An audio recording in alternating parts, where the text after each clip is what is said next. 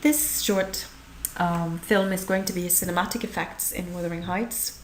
I'm going to use NDLA's site and their example on how to analyze a film to look at a few scenes from Wuthering Heights, the 1998 televised version. Now, before I start, I want to tell you just a little bit about what scene we're going to see, but I'm not going to go into details about the Wuthering Heights because it's a long and complex novel. So what we're going to see is a scene from when one of the narrators is visiting Wuthering Heights and he's forced to stay over because there's a terrible storm outside and he's afraid he'll lose his way when he's going back to where he actually lives. And he's about to meet the ghost of Catherine Earnshaw, or Catherine Linton, who is the love of Heathcliff, one of the main characters' life. Now, what we're going to look for in this short snippet is sounds, camera use, lighting, and a little bit about editing. That is how the scenes actually are, if they're fast-paced or slow-paced.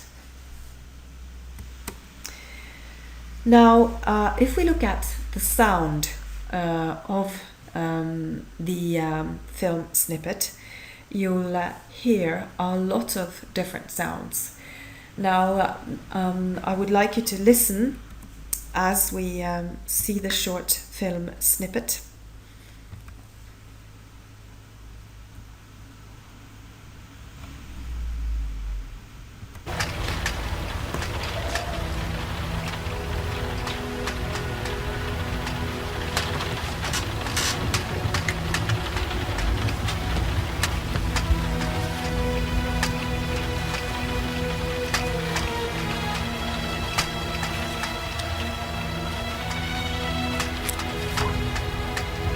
An awful Sunday.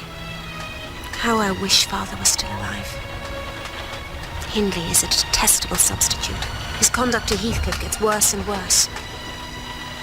Heathcliff and I are going to rebel. I looked out of my window and he was waiting in the yard. I knew he wanted to meet on the moor. Of course I went, knowing we could not be colder out there than we are in this house.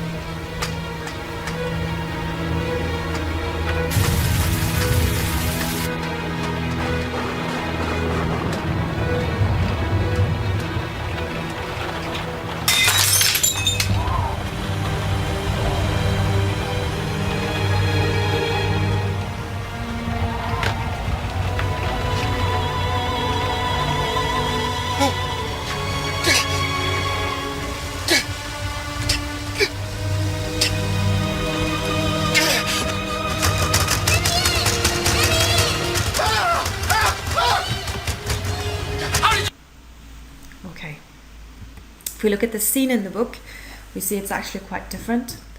There are actually some differences in the order of what happens. But if we listen for the sounds, we'll hear the fir bough, which is an gren, which is knocking on the window repeatedly, and that becomes the knocking of Catherine's ghost. Whereas in the novel, it's actually Mr. Lockwood that puts his hand through the window because he can't open the window because it has rusted shut. And he breaks the window in order to break off the bough, which bangs repeatedly on the window and disturbs him. And it's not really clear whether he's actually sleeping or awake when he does this. And then he sees Catherine. And a very strange and actually quite cruel thing that happens is that Lockwood, in order for him to let go, or to force Catherine to let go, he's actually grinding her wrist against the broken glass and injuring her and making her bleed. And we don't really see that in the film at all. So if we're back to the sounds, we see that there is a lot of of music, violins, to put us in a particular mood.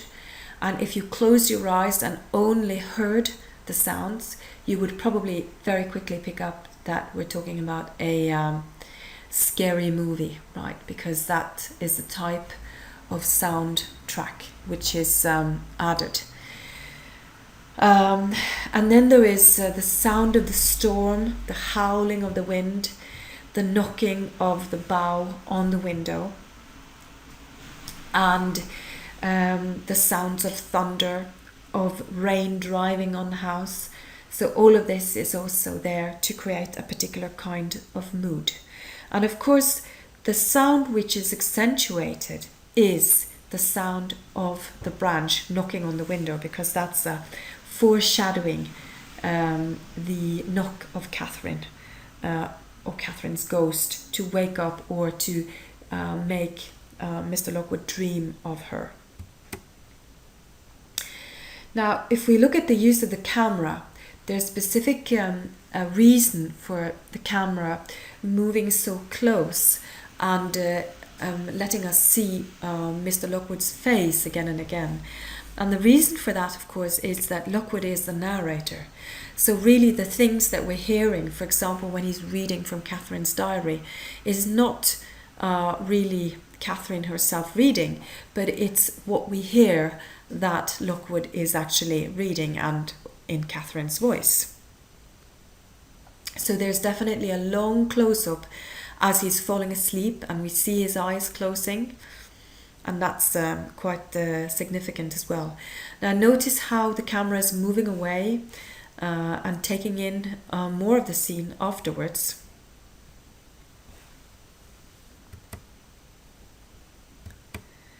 Now the lighting is also very significant because it wants to create a very specific type of mood. Now if you look at the lighting, there's really just a few light sources.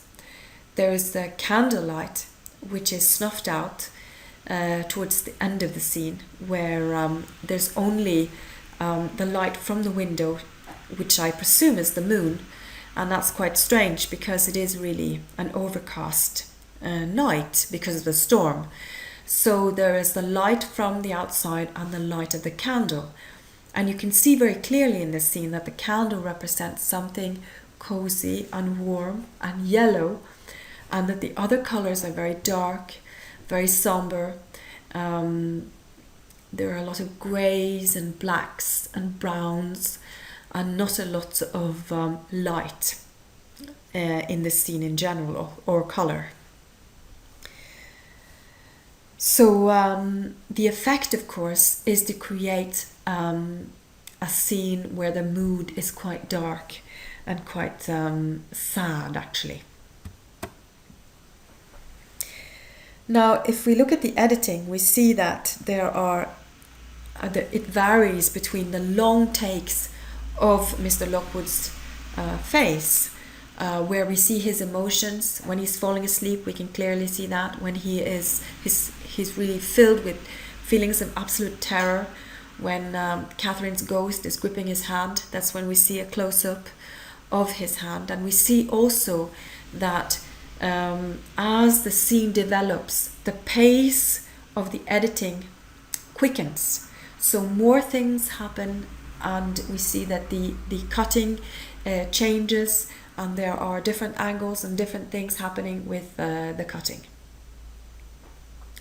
So I hope I've showed you a little bit how you can use these different terms to look at a scene from your film, and look at the differences between the novel and the film, and what happens when we transfer something or adapt something from the page of a book and onto a film.